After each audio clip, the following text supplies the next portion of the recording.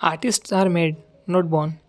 ये कोई इंजीनियरिंग नहीं है जिसके लिए आपको डिग्री या परफेक्ट एजुकेशन की ज़रूरत है। ज़्यादातर आर्टिस्ट जो है वो सेल्फ थॉट आर्टिस्ट है और एक अच्छा आर्टिस्ट बनने के लिए आपको किसी बड़े स्कूल जाने की ज़रूरत नहीं है, अनलेस अगर आप कोई कमर्शियल आर्टिस्ट बनना चाहते हो जो किसी कंपनी या न्यूज़पेपर के लिए काम करता है। एक आर्टिस्ट की जर्नी स्टार्ट होती है खुद को अपने आर्ट के ज़रिए एक्सप्रेस करने के डिज़ायर से।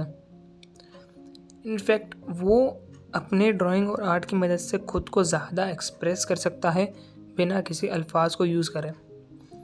कुछ लोग खुद को एक्सप्रेस करते हैं कॉमिक स्ट्रिप्स, कार्टून्स या इल्यूस्ट्रेशंस की मदद से, और कुछ लोग यूज़ करते हैं एब्स्ट्रैक्ट आर्ट और पेंटिंग का, क्योंकि ड्राइंग्स करना उनके लिए नेचुरल होता है। इसका मतलब ये नहीं है कि वो लोग बेसिक फंडामेंटल का यूज़ नहीं करते, जो कि आपको सीखना ज़रूरी है, बट वो अपने एक्सपीरियंस की मदद से अपना एक स्टाइल क्रिएट कर लेते हैं जो कि आपको सबसे अलग बनाता है। आपके पास टेक्निकल स्किल्स है तो ये अच्छी बात है, but not without self expression. Drawing और आर्ट के अंदर कोई करेक्ट या गलत स्टाइल नहीं होता, क्योंकि वो एक सेल्फ एक्सप्रेशन है। वो उस आर्ट को देखने वाले पे डिपेंड करता है कि वो एक सेल्फ एक्सप्रेशन को कैसे अप्रिशिएट करता है या नहीं करता है, और करता है तो कैसे। इस तरह के आर्टिस्ट अपने सराउंडिंग्स और इस वर्ल्ड को लेकर थोड़े क्यूरियस होते हैं। किसी भी डिटेल को लेकर या फिर किसी भी सीनरी के कंपोजिशन को लेकर उनकी आंखों में एक क्यूरियोसिटी होती है। इसलिए आर्टिस्ट कॉन्स्टेंटली प्रैक्टिस करते हैं ताकि वो अपने क्राफ्ट को और बेहतर बना सकें। आर्टिस्ट बनना ये डिसाइड करना ईजी है, बट बनना बहुत मुश्किल। एक अच्छा आर्टिस्ट बनना एक बहुत बड़ा कमिटमेंट है, लेकिन एक अच्छा आर्टिस्ट बनने के लिए कोई सही तरीका नहीं है। और सबसे अच्छी बात यह है कि कोई भी आर्टिस्ट बन सकता है अगर वो अपने काम को लेकर डेडिकेट है, तो उसके अंदर बस वो डेडिकेशन होना चाहिए। ये सिर्फ एक फॉर्म है खुद को एक्सप्रेस करने का। अब भले आप 2 डायमेंशनल करते हो या फिर 3 डायमेंशनल करते हो, या फिर अगर आप डिजिटल भी करते हो तो भी ठीक है, बट ये एक फॉर्म है।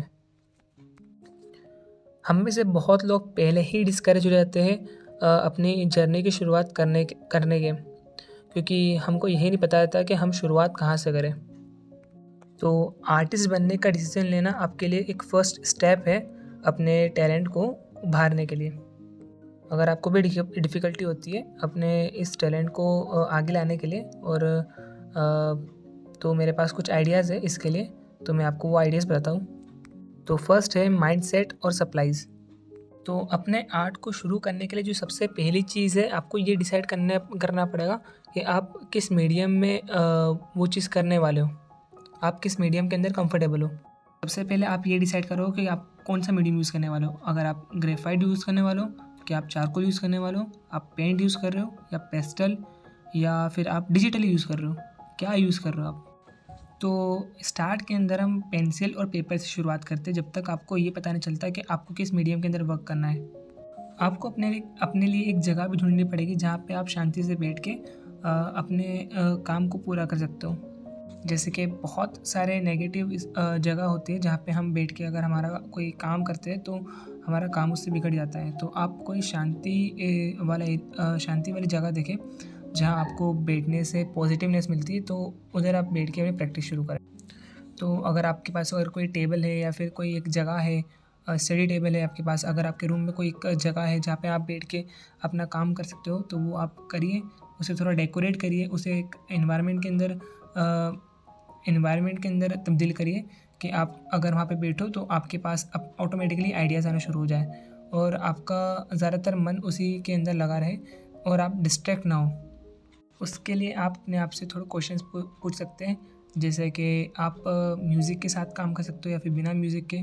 आपके जो पेपर है उसके ऊपर ज़्यादा शेडो तो नहीं पड़ रही ताकि आपको वैल्यूज़ देखने के अंदर डिफ़िकल्टी पड़े, या फिर जो जगह है वो थोड़ी ऐसी नहीं है जहाँ पे आपका जो इन्वायरमेंट है या फिर आपका जो मूड है थोड़ा ऑफ हो जाए। इन सब चीज़ों ऐसे आप क्वेश्चंस अपने आप से पूछ सकते हो ताकि आप अपनी प्रैक्टिस शुरू कर सकें। ये पॉइंट्स आपको क्लियर हो गए, आपने ऐसे इस चीज़ का ख्याल रखा है। और आपके पास पेंसिल और पेपर है, तो आप दूसरा जो आइडिया है वो है कि हाउ टू प्रैक्टिस। तो प्रैक्टिस करने के लिए सबसे पहले आप ये डिसाइड करो कि आप कितना टाइम अपने प्रैक्टिस को देने वाले हो। आप अपने दिन का कितना टाइम उसको देने वाले हो। अगर आप जॉब करते हो या फिर स्टडी करते हो और आपके पास थोड़ा बहुत टाइम मिलता है, उसके अंदर ब्रेक मिलता है, तो आप उसके अंदर प्रैक्टिस करो, क्योंकि जितना आप प्रैक्टिस करोगे इतना ही आप प्रोग्रेस कर पाओगे। और वही चीज़ आपको आगे ले जाकर एक कंसिस्टेंसी दिलाएगी और एक लेवल तक ले जाके पहुंचेगी। वो छोटी छोटी स्केचेस हो सके तो आप एक स्केच बुक अपने साथ हमेशा रखिए और अपने रूटीन के अंदर एक स्केड्यूल बनाएं कि आप इतने टाइम के अंदर स्केचिंग करते हो, इतने मिनट के अंदर इतने आवर्स आप अपने इस चीज़ को देते हो, और उसे कंटिन्यू रखिए ताकि आप जब भी कोई ब्रेक मिले आपको या फिर अगर आप टाइम मिले तो वो थोड़ा सा जो समय है आप अपने स्केच को दे सको। यही प्रैक्टिस आपको बाद में बहुत ज़्यादा काम आने वाली है। लेकिन बहुत बार लोग एक ब्लैंक पेज के ऊपर अटक जाते हैं। हाँ, ऑब्वियस है कि आप एक ब्लैंक पेज को घंटों भर टाक के उसे पूरा नहीं कर सकते, आपको कहीं से स्टार्ट करना पड़ेगा। तो आप कुछ भी ड्रॉ करो लेकिन उसके अंदर लेकिन ड्रॉ करो, भले वो अच्छा ना हो ड्रॉ, आप गंदा ड्रॉ करो, गंदे से गंदा ड्रॉ करो, बट ड्रॉ करो। सबसे मेन चीज़ यही है कि आप ड्रॉ करो और प्रैक्टिस करो। बहुत बार क्या होता है कि कोई पर्टिकुलर आर्टिस्ट किसी एक पर्टिकुलर टाइम पे प्रैक्टिस करता है या फिर अपनी ड्राइंग कंप्लीट करता है। मैं ज़्यादातर अपनी ड्राइंग को काम पे से आने के बाद, मतलब मैं जॉब करता हूँ उसके बाद आने के बाद, मैं जब रिलैक्स हो जाता हूँ उसके बाद शुरू करता हूँ। ज़्यादातर रात के समय में ड्रॉ करता हूँ और जल्दी उठ के ड्रॉ करता हूँ, लाइक 7 AM और 8 AM के दौरान। उसके बाद मैं वापस काम पे चले जाता हूँ। तो ये हेल्प करती है आपको एक स्केड्यूल क्रिएट करने के अंदर, जो आप अपने एक मीन टाइम के अंदर पूरा कर सकते हो। जैसे कि अगर आप एक आदत बना लो रोज़ जल्दी सुबह उठ के 1 घंटा ड्रॉ करने की, तो वो एक स्केड्यूल आपके डेली रूटीन में ऐड हो जाएगा और आप रोज़ सुबह उठ के 1 घंटा तो ड्रॉ कर दे ही सकते हो। अगर आपको टाइम नहीं मिलता तो आप जल्दी उठ के 1 घंटा अपनी ड्राइंग को दे सकते हो और प्रैक्टिस कर सकते हो। और अगर आपको अपनी डेली लाइफ में काम करते हुए कुछ समय मिल जाता है तो मैं आपको सजेस्ट करूँगा कि आप लाइव ड्राइंग करो, क्विक स्केचिंग करो और लाइव ड्रॉ करो। किसी भी सीनरी को, किसी भी पर्सन को, किसी भी ऑब्जेक्ट को लाइव ड्रॉ करो, क्योंकि कंपेयर टू मोबाइल में से देख के ड्रॉ करना, किसी भी चीज़ को लाइव ड्रॉ करने में आपकी जो प्रैक्टिस है वो ज़्यादातर बढ़ जाती है। क्योंकि एक मोबाइल में से ड्रॉ करने में जो चीज़ें हैं, जो आप इन्वायरमेंट है, जो क्रिएशन है, आप जो पेपर पे करोगे वो बहुत अलग होती है जब आप किसी चीज़ को लाइव देखते हो और उसको ड्रॉ करते हो, क्योंकि उसके अंदर जो डिटेल्स है वो आपको मोबाइल के अंदर देखने को नहीं मिलेगी। क्योंकि किसी भी ऑब्जेक्ट को अपनी आँखों से देख के ड्रॉ करना अपनी मेमोरी से ड्रॉ करने से थोड़ा अलग है और ज़्यादा फ़ायदेमंद है। हमेशा छोटे से शुरुआत करो, किसी भी चीज़ को बड़ा बनाने, कुछ बड़ा ड्रॉ करने की आपको ज़रूरत नहीं है। छोटा छोटा आइटम ड्रॉ करो, आप छोटी छोटी चीज़ें ड्रॉ करो, सिंपल ऑब्जेक्ट ड्रॉ करो, उससे आपको एक कॉन्फिडेंस मिलेगा और वही कॉन्फिडेंस आपको बड़ी चीज़ों के अंदर काम आएगा। अगर आप चाहो तो किसी भी कोई एक कोर्स कर सकते हो, किसी चीज़ से सीख सकते हो, शायद आप बुक से सीख सकते हो। किसी बुक को आप अपना जो है आप बुक से नॉलेज ले सकते हो किसी भी चीज़ को ड्रॉ करने के लिए, या फिर आप दूसरी वीडियोस देख सकते हो यूट्यूब पर, ताकि आप धीरे धीरे उसके अंदर आपको चीज़ें मालूम पड़े कि कैसे ड्राइंग करनी है। क्योंकि जब मैं बिगिनर था तो मैंने शुरुआत के अंदर अपनी आउटलाइंस को बहुत ज़्यादा डार्क बना देता था, बहुत ज़्यादा डीप बना देता था। इससे क्या होता था कि मेरी जो ड्राइंग है वो मैं आगे कंटिन्यू नहीं कर पाता था, क्योंकि आउटलाइन ही बिगड़ जाती थी। हमें आउटलाइन को हमेशा स्मूथली और एकदम ही लाइटली रखना चाहिए, उसके बाद लेयरिंग ऐड करनी चाहिए, लेयरिंग के बाद लेयरिंग, उससे जो चीज़ है वो क्रिएट होती है। तो इसके बाद आता है व्हाट टू प्रैक्टिस। तो अगर आप एक बार कंफर्टेबल हो गए हो और आप कंसिस्टेंट हो गए हो, तो दूसरी चीज़ आपको ये देखनी पड़ेगी कि आप किस चीज़ की प्रैक्टिस करने वाले हो, किस ड्राइंग को बनाने वाले हो। बहुत टाइम, काफ़ी टाइम किसी भी एक न्यू कॉन्सेप्ट के ऊपर सोचना बहुत ही डिफ़िकल्ट हो जाता है किसी भी एक न्यू आर्टिस्ट के लिए। तो इस चीज़ को फिगर आउट करने के लिए आपके लिए अच्छा रहेगा कि आप किसी भी कोर्स को ज्वाइन कर लो, या तो भले आप किसी भी चीज़ की ट्यूटोरियल आप ले सकते हो, भले आप यूट्यूब पे सीख सकते हो, कुछ भी करो। शायद आप बुक पढ़ सकते हो, उससे भी नॉलेज आ जाती है। तो अगर मेरी बात करें तो मैंने कोई कोर्स नहीं करा, बट मैंने धीरे धीरे अपने आप ही अपनी स्किल को डेवलप कर लिया बुक्स की मदद से। तो मुझे कहीं जाने की ज़रूरत नहीं पड़ी, किसी से सीखने की ज़रूरत नहीं पड़ी। हाँ, मैं यूट्यूब देखता था और दूसरे आर्टिस्ट के स्किल्स को डेवलप करता था, उसी के ऊपर प्रैक्टिस करता था और मेरी एक आर्ट स्किल डेवलप हो गई है। तो आप भी ये कर सकते हो, आपको कहीं जाने की ज़रूरत नहीं है। अगर आप चाहते हो कि आप प्रोफेशनली कहीं जाओ और सीखो तो आप वो भी कर सकते हो, लेकिन अगर आपके पास टाइम नहीं है तो आप अपने द्वारा ही प्रैक्टिस करके अपने आर्ट स्किल को डेवलप कर सकते हो। और अगर आपको मैं कोई अच्छी यूट्यूब चैनल अगर मैं सजेस्ट करूँ जिससे आप अच्छे से सीख सकते हो, तो वो है प्रोको टीवी सीरीज़, प्रोको एपिसोड सीरीज़। वो उससे आप बहुत सारी चीज़ें सीख सकते हो, बहुत सारी चीज़ें। क्योंकि मैं भी ज़्यादातर अगर मुझे कोई चीज़ नहीं आती है तो मैं वही चैनल देखता हूँ, प्रोको। अपनी इमेजिनेशन से ड्रॉ करने के साथ साथ उस चैनल को देख के सीखना भी बहुत ही फ़ायदेमंद होगा आपके लिए, कि वो जो वीडियोज़ है आपको मदद करेगी किसी भी कॉम्प्लेक्स ड्राइंग को स्टेप बाय स्टेप तोड़ने के अंदर और उसे डेवलप करने के अंदर। लाइक एक कॉम्प्लेक्स ड्राइंग है तो उसको कैसे आप छोटे छोटे हिस्सों में तोड़ सकते हो, ब्रेक कर सकते हो और उस कॉम्प्लेक्स ड्राइंग को आप बना सकते हो। अगर आप बहुत एक डिफ़िकल्ट चीज़ को अलग अलग पार्ट्स, अलग अलग शेप्स के अंदर अगर आप ब्रेक कर लेते हो तो आप उस चीज़ को रीबिल्ड करने के अंदर आप रीबिल्ड कर सकते हो और आप उसी चीज़ को विदाउट रेफरेंस अपनी इमेजिनेशन से भी ड्रॉ कर सकते हो, क्योंकि आपको एक फंडामेंटल आ गया है उस चीज़ का। तो जो नेक्स्ट आइडिया है वो है यूजिंग रेफरेंसेस। रेफरेंस यूज़ करना बहुत ही यूज़फुल और हेल्पफुल होता है बिगिनर्स के लिए और जो प्रोफेशनल्स है उनके लिए भी।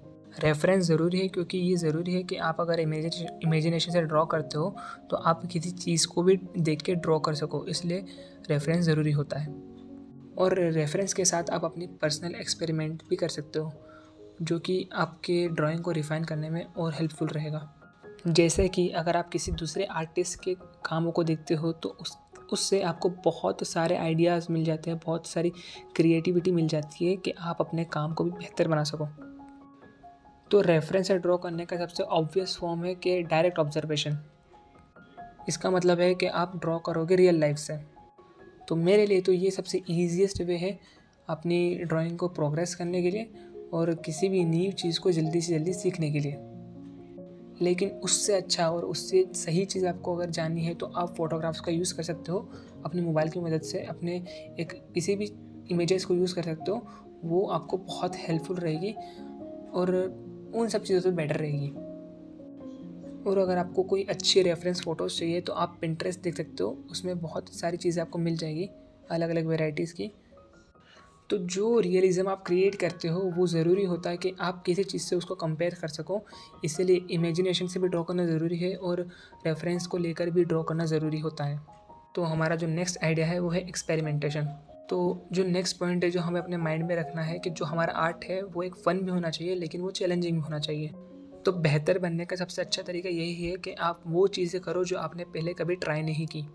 तो ये एक्सट्रीमली नीडेड है अगर आप बहुत जल्दी बोर हो जाते हो और अगर आपको एक प्रोजेक्ट के साथ साथ दूसरे मल्टीपल प्रोजेक्ट के साथ भी काम करना है। एक्सपेरिमेंटेशन के साथ भी आप बहुत सारे चीज़ों को सीख सकते हो, नई नई चीज़ों को सीख सकते हो और आप नई स्किल को डेवलप कर सकते हो। जैसे कि अगर आप पेंसिल से ड्रॉ करते हो और आप जो चीज़ें ड्रॉ करते हो वो ट्रेडिशनल है, तो उन्हीं चीज़ों को आप मिक्स कर सकते हो मॉडर्न आर्ट के साथ या फिर डिजिटल आर्ट के साथ। वो भी एक तरीका का एक्सपेरिमेंट है। बहुत लोग एन्जॉयमेंट के लिए, फ़न के लिए या फिर एक्सपेरिमेंट के लिए फाइबर आर्ट्स का भी यूज़ करते हैं। जैसे कि बहुत सारे लोग रेजिन आर्ट का यूज़ करते हैं, बहुत सारे लोग कुछ भी यूज़ करते हैं। आप कोई भी चीज़ आप ले सकते हो एक्सपेरिमेंट करने के लिए और कोई भी नई स्किल को डेवलप करने के लिए। आप बहुत सारे एग्जांपल यूट्यूब पे देख सकते हो। आपके जो फेवरेट आर्टिस्ट है वो किस तरह से अपने मीडियम को छोड़ के दूसरे मीडियम पे भी काम करते हैं और अपनी एक न्यू स्किल को डेवलप कर लेते हैं। इससे इन्फ्लुएंस होके नई चीज़ों को ट्राई करना आपके लिए बहुत ही अच्छा हो सकता है। और अगर आप मेरी बात करेंगे तो मैं ग्रेफाइट और चारकोल के अंदर ज़्यादा काम करता हूँ, लेकिन अगर मुझे सबसे ज़्यादा अच्छा लगता है और मैं उस चीज़ के लिए कोशिश करता रहता हूँ तो वो है एनिमेशन। उसको लेकर मैंने अपना एक नया न्यू आर्ट चैनल भी बनाया है और उसके अंदर मैंने अभी तक कोई वीडियो डाली तो नहीं है, बट आप उसको चेक कर सकते हो। तो वो चीज़ें हमें ट्राई करनी चाहिए अगर जो हमारे एक दिमाग के अंदर है, लेकिन हम सोचते हैं कि नहीं, अगर हमें एक ही मीडियम के अंदर स्टिक करना तो ये अच्छा नहीं है, हमें न्यू चीज़ें ट्राई करनी चाहिए। तो हमारा जो नेक्स्ट आइडिया है और नेक्स्ट स्टेप है वो है एडिंग कलर। अगर आप ब्लैक एंड वाइट चीज़ों को ड्रॉ कर करके बोर हो गए हो तो आप उसके अंदर कलर डाल सकते हो, लेकिन उसके पहले आप थोड़ा बहुत कलर्स के बारे में जान लो तो अच्छा ही होगा।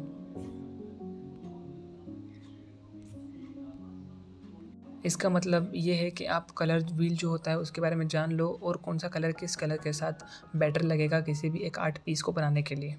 तो जो नॉर्मल कलर व्हील होता है उसके अंदर प्राइमरी कलर आते हैं जैसे कि रेड, येलो और blue. Secondary colours violet, orange और ग्रीन।